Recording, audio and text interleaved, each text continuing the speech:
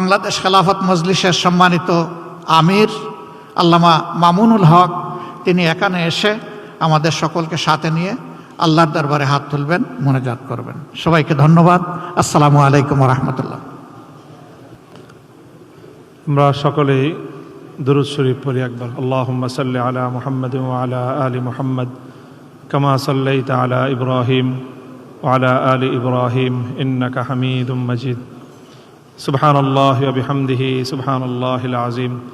আল্লাহুম্মা সাল্লি আলা মুহাম্মাদ ওয়া আলা আলি মুহাম্মাদ কামা সাল্লাইতা আলা ইব্রাহিম ওয়া আলা আলি ইব্রাহিম ইন্নাকা হামিদুম মাজিদ।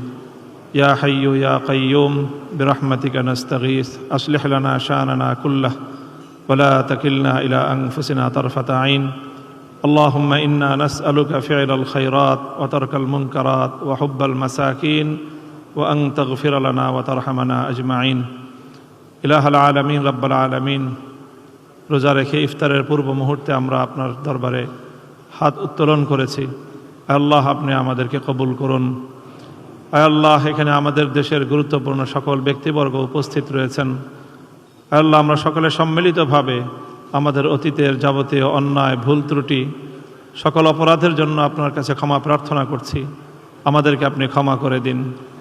ইলাহাল আলামিন, আয় আল্লাহ, এই দেশ এবং জাতির আজ এই পর্যায়ে উন্নীত হওয়ার ক্ষেত্রে যে সকল ভাইয়েরা বোনেরা, আমাদের যে সকল বীর সন্তানেরা জীবন দিয়েছেন, শাহাদাত বরণ করেছেন জীবনের বিভিন্ন পর্বে, 2013 সালের শাপলা চত্বরে, 2015 সালের স্বৈরাচার বিরোধী আন্দোলনে, 2021 সালের আন্দোলনে, 2024 সালের বৈষম্য বিরোধী ফ্যাসিবাদ বিরোধী আন্দোলনে যারা শাহাদাত বরণ করেছেন, আয় আল্লাহ, সকল বীর শহীদানদের শাহাদাতকে আপনি কবুল করুন।